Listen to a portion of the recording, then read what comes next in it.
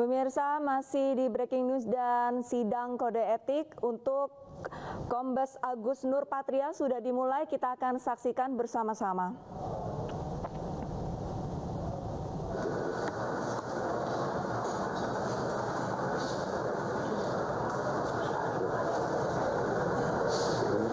Pemirsa, seperti yang Anda saksikan di layar televisi Anda, ini merupakan ruang sidang kode etik untuk Kombes Agus Nurpatria selaku mantan KDNA Biro Paminal Divisi Propam Polri. Untuk sidang kode etik pada hari ini memang digelar hanya satu tersangka dari 7 tersangka obstruction of justice.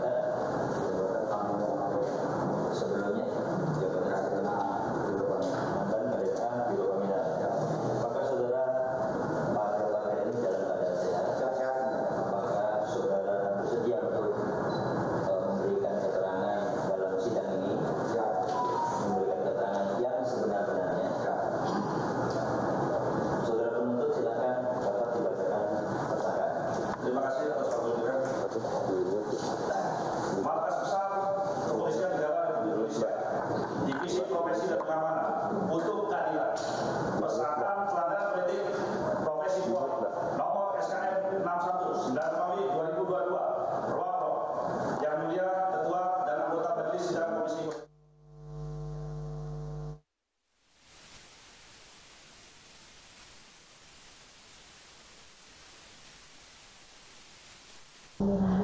Baik pemirsa, untuk sidang kode etik dengan tersangka Kombes Agus Nurpatria hingga saat ini baru dimulai dan tengah berlangsung, dan kita akan melanjutkan kembali bincang kami bersama Kabareskrim tahun 2008 dan tahun 2009 Komjen Pol Purnawirawan Ito Sumardi. Pak Ito masih bersama kami? Ya, silakan. Baik, Pak Ito, sidang etik untuk hari ini digelar hanya satu tersangka. Apakah nantinya ketiga tersangka lain yang belum disidangkan ini turut hadir sebagai saksi atau seperti apa sih Pak untuk mekanismenya Pak? Ya, gini. Pertama nih memang sidang kode etik ya yang dilakukan saat ini dalam terkait dengan kasus Duren 3 ini sangat sangat tidak lazim ya. Karena biasanya sidang kode etik itu baik di kepolisian maupun di militer itu tertutup ya. Tapi ini kan menunjukkan ada komitmen Pak Kapolri untuk bisa membuka seterang-terangnya pengungkapan kasus ini, baik yang merupakan kasus utama yaitu pelanggaran pidana maupun kasus yang dilakukan oleh personil Polri yang diduga terlibat. Nah, kemudian biasanya itu pasti nanti akan keterangan saksi akan dicocokkan dengan keterangan yang dengan terduga atau pelanggar ya. Pelanggar ya. Ini kan statusnya pelanggar. Dan nanti kalau memang dari keterangan saksi-saksi itu ternyata tidak sesuai dengan keterangan pelanggar, maka dari pimpinan KKEP ini akan mengambil satu kesimpulan apakah pelanggar ini memang menyampaikan sesuai dengan fakta atau tidak. Contohnya kan dari perjalanan yang bersangkutan ke Jambi, apakah ada surat perintah, kemudian atas perintah siapa, apakah memang yang bersangkutan itu terkait dengan tugasnya dia untuk bisa mengantar ya dari segi aturan yang ada. Karena kan di sini kan yang dilanggar adalah kode etik ya. Jadi aturan-aturan yang ada menyangkut masalah apa yang harus dilakukan, masalah moral juga dan masalah etika. Ya, jadi nanti ketua komisi sidang KKEP ini akan menilai pelanggaran yang mana yang dilakukan, kemudian nanti dipertimbangkan untuk diputuskan sanksi apa yang dijatuhkan kepada yang bersangkutan. Nah, kalau yang bersangkutan ini dikaitkan dengan pasal 221 KUHP dan pasal 223 KUHP ya, itu masalah obstruction dan itu yang hukumannya di atas 10 tahun, tentunya ini kan menjadi pertimbangan yang mungkin dikenakan jenis pelanggaran berat ya Pak ya. Baik. Saya kira itu mungkin. Baik, Pak Ito, ini kita mungkin akan membahas ke yang lain. Ini soal dugaan pelecehan putri oleh Joshua. Ini menarik nih Pak, sebagai orang yang sudah banyak makan asam garam di penyidikan, kalau menurut Anda melihat kejanggalan yang diungkap LPSK ini seperti apa? Gini, saya ingin membawa kepada aspek dari normatif dan logika ya. Kalau normatif ya, itu kan kalau yang di Duren 3, kalau hasil daripada skenario ataupun dari rekonstruksi itu kan bahwa pada saat FS ada di ruangan bersama Pak Ito, mohon maaf, iya kami potong terlebih dahulu. Ada Pak Dedi Prasetyo sedang menggelar konferensi pers. Kesaksian 14 orang saksi terkait terduga pelanggar atas nama KBP ANP.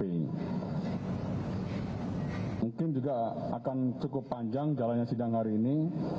Oleh karenanya rekan-rekan, apabila nanti sampai dengan larut malam, apalagi sampai dini hari untuk hasil sidang, insya Allah akan saya sampaikan hari Rabu pagi saja. Ya, akan sampaikan, karena tidak mungkin juga kita sampai jam 2, jam 3 pagi, saya juga kasihan teman-teman, kita harus sama-sama menjaga kesehatan. Ya.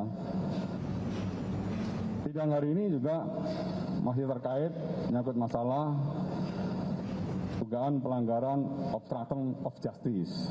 Ya. 2 sudah disidang, hari ini masih ada lanjutannya, dan juga untuk pasal yang disangkakan terkait menyangkut masalah dugaan KBP ANP adalah pasal 13 ayat 1 PP nomor 1 tahun 2003 tentang pemberhentian anggota Polri, junto pasal 5 ayat 1 huruf C, pasal 8 huruf C angka 1, pasal 10 ayat 1 huruf D, dan pasal 10 ayat 1 huruf F. Perpol nomor 7 tahun 2022 tentang kode etik profesi dan Komisi Kode Etik Polri.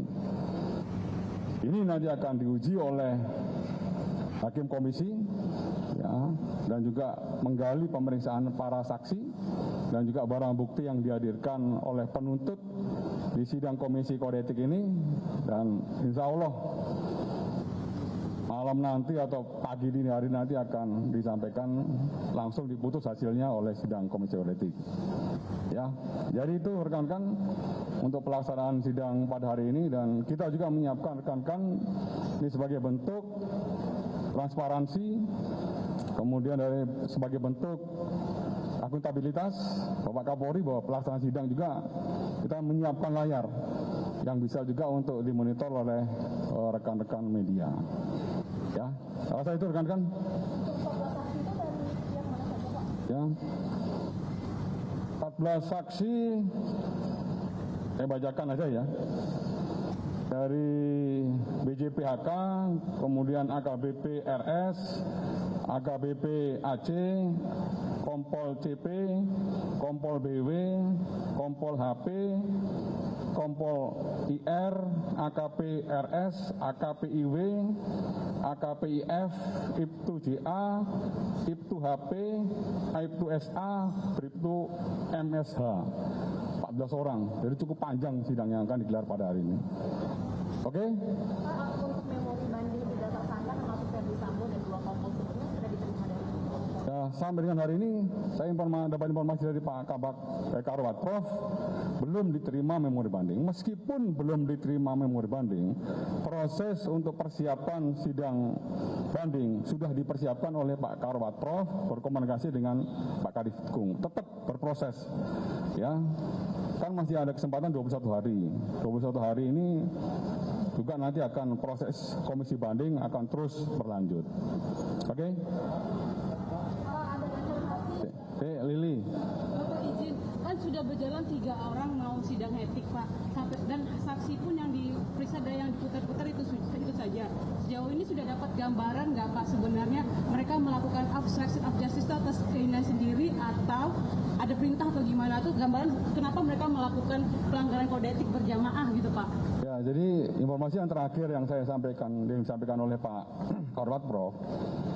Contoh misalnya KBP ANP ini, ya dia bukan hanya melanggar satu pasal, dia melanggar beberapa pasal. Ya, selain merusak barang bukti CCTV, ada juga ya pelanggaran lain pada saat melaksanakan olah TKP. Ya sama. Jadi satu orang itu bisa melanggar beberapa pasal yang disangkakan oleh tim dari Itsus maupun tim dari Propam. Ini semuanya dibuktikan nanti di dalam proses persidangan kode etik.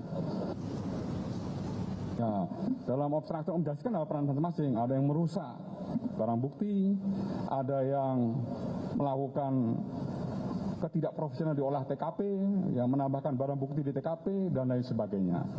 Ya, itu didalami oleh timnya Pak Karwat Pro. Oke, satu lagi.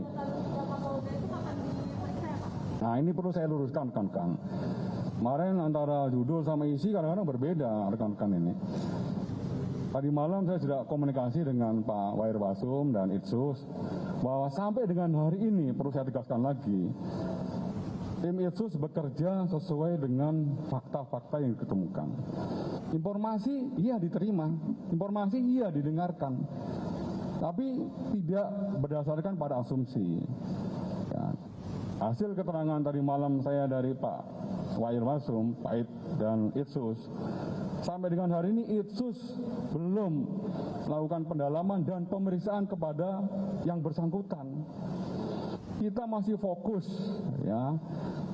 Dua hal yang perlu rekan-rekan ketahui. Yang pertama, fokus dari tim penyidik adalah penyelesaian pemberkasan 5 tersangka terkait menyangkut masalah pidana 340 KUHP, subsidiar 338, junto 5556 yang sudah dikembalikan dari JPU ke penyidik.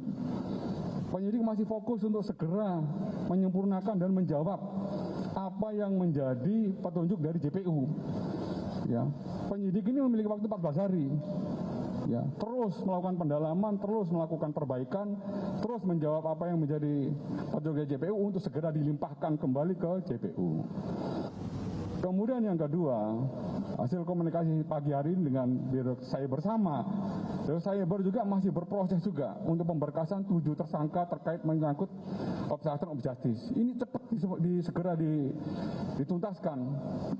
Dan juga dalam waktu yang tidak terlalu lama juga, sesuai dengan arahan Bapak Kapolri, untuk segera dilimpahkan ke JPU. Ya, apabila dari proses penyidikan pasal 340 berkasnya sudah selesai atau DP21, segera mungkin untuk barang bukti dan tersangka dilimpahkan oleh penyidik ke JPU untuk diproses dalam persidangan. Sama juga halnya yang ditangani oleh Direktur Cyber. Yang ketiga 7 berkas tersangka ini sudah selesai dan dilimpahkan ke JPU. Apabila masih ada petunjuk dari JPU untuk di P18, di P19, ya kewajiban penyidik juga sama. Segera menuntaskan dan segera melimpahkan kembali untuk mendapat proses P21. Dan harapan kita juga jangan terlalu lama untuk segera masuk ranah persidangan. Ya, udah. Apa?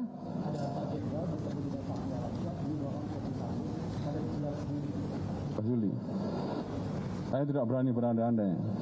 Ya, kalau saya belum mendapat informasi yang update dari tim sus, ya itu belum berani saya jawab. Karena tim sus sekali lagi bekerja sesuai dengan fakta yang ditemukan, ya, dan itu nanti akan disampaikan hasilnya kalau memang ada. Ya, kalau misalnya nggak ada seperti yang tadi saya luruskan, pemeriksaan 3 Kapolda, saya tegaskan tidak ada, belum ada sampai sekarang hari ini. Ya, kita tidak boleh berasumsi, biar tim sus ini bekerja sesuai dengan norma hukum ya, dan kaidah-kaidah yang berlaku. Oke, itu dulu teman-teman. Memang kalau pemeriksaan itu tidak boleh mendahului tim sus gitu ya Pak. Ya. Tapi ada jadi informasi sampai ke tim sus terkait dengan 3 Kapolri itu betul. Apa? Ada informasi. Ya kalau kalau informasi dari mana-mana pun ya kita dengerin, itu saya akan dengerin. Informasi bukan hanya masalah itu, jadi jangan melebar kemana-mana. Ya fokus kita adalah posisi dia pembuktian kasus ya 340 KUHP subsidiar 338 junto 5556. Itu yang menjadi fokus kita. Jadi melebar kemana-mana ya didengerin aja informasi tersebut. Tapi tim sus bekerja sesuai dengan fakta. Oke, terima kasih rekan. Nanti akan saya update lagi kalau sudah ada. Apa? Ada. Belum ada sampai dengan hari ini saya belum dapat informasi seperti itu. Ya? Kenapa? Kenapa? Ya nanti akan disampaikan lagi. Ya tunggu dulu dari jadwalnya yang buat dari Watpro. Itu dulu teman-teman. Nanti akan diupdate lagi. Terima kasih teman-teman.